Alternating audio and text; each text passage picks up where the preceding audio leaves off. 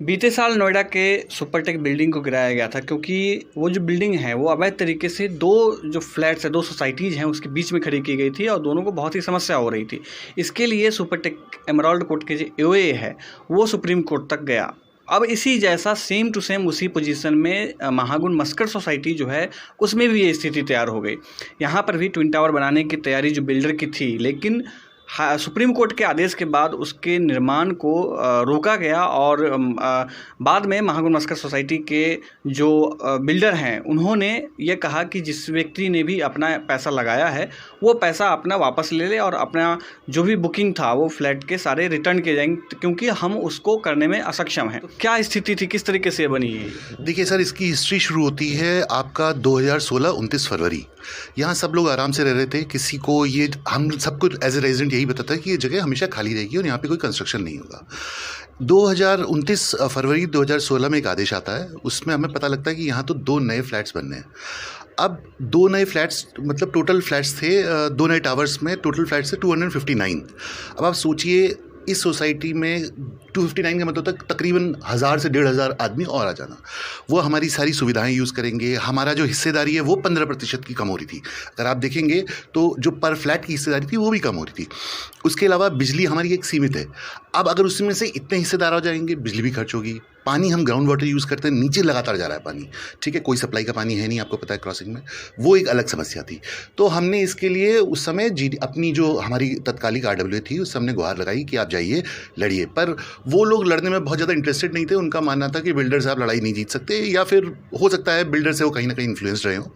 तो खैर हमने हमारे वहाँ फिर चुनाव हुए 2016 अक्टूबर के आसपास। उसमें हम लोगों की टीम बहुमत से जीती और लोगों ने हमारे पर विश्वास जताया।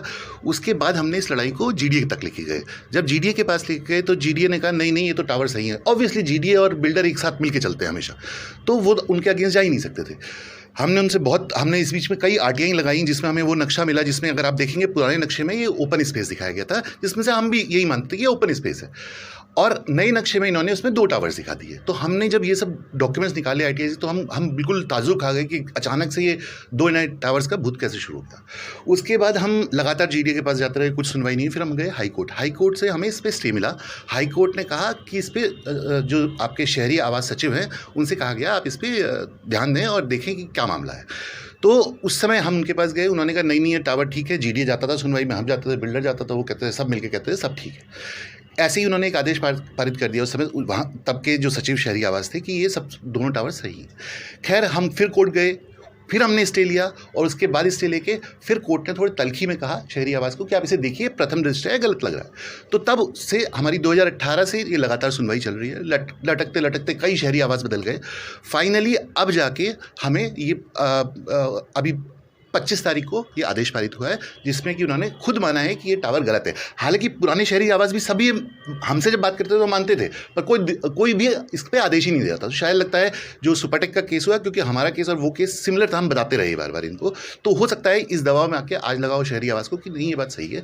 तो हम इस बारे में बहुत खुश हैं कि आखिरकार हम लोग जीते। तो 2016 से ये मामला चल रहा था जिसमें ये 2 टावर एक्स्ट्रा जो बनाने की बात हो रही थी, तो वो अब तक किस तरीके से समस्या आप लोगों ने झेली हैं? सोसाइटी में बहुत समस्याएं हो रही हैं, अभी भी हैं। जैसे बेसमेंट में पानी बहुत लीक कर रहा है, उसकी कोई टेक केयर नहीं कर रहा है। और सोसाइटी का आप स्ट्रक्चर देखिए, कोई पेंटिंग नहीं हो रखी इतने सालों से, जब से सोसाइटी में हमें पोजीशन मिला है उसके बाद से अभी जब पेंटिंग नहीं हुई। आप देखिए सीमेंट झड़ रहा है, पेंट निकल गया है, कोई कुछ नहीं कर रहा है। ना बिल्डर अपनी तरफ से ना हैंडओवर दे रहा है, हैंडओवर में भी प्रॉब्लम आ रही है, ना हैंडओवर हुआ अभी तक सोसाइटी का। और लोगों की मतलब हर चीज़ में आप देखिए साफ़ सफाई भी इतनी अच्छी नहीं हो, कुछ भी नहीं हो रहा है। सब चीज़ें रुक गई हैं, सारा काम रुक गया है। सब लोगों के सोसाइटी में मतलब रहना इतना मुश्किल हो गया है कि ये सोचिए कि नीचे आप बेसमेंट अपनी कार निकालने आते तो आपके पूरे पैर गीले हो जाते हैं। आप गीले पैरों के साथ गाड़ी में अपनी में एंटर करते हैं। महागुण मस्कर सोसाइटी जो है सो 2011 में बनके तैयार हो गई थी। उसके बाद 2016 से ये जो लड़ाई थी कि ये एक्स्ट्रा जो निर्माण है उसका नहीं होने देना है, ये लड़ाई एओए ने लड़ी और अंततः बिल्डर जो है खुद ही सरेंडर इस बात का कर गया कि हमें ये टावर नहीं बनाने हैं। और जो भी व्यक्ति इसमें अपना निवेश किया है वो सामने है और अपना पैसा जो है वापस ले ले। ये यूपी रेरा के निगरानी कॉलोनी के अंतर्गत होना है।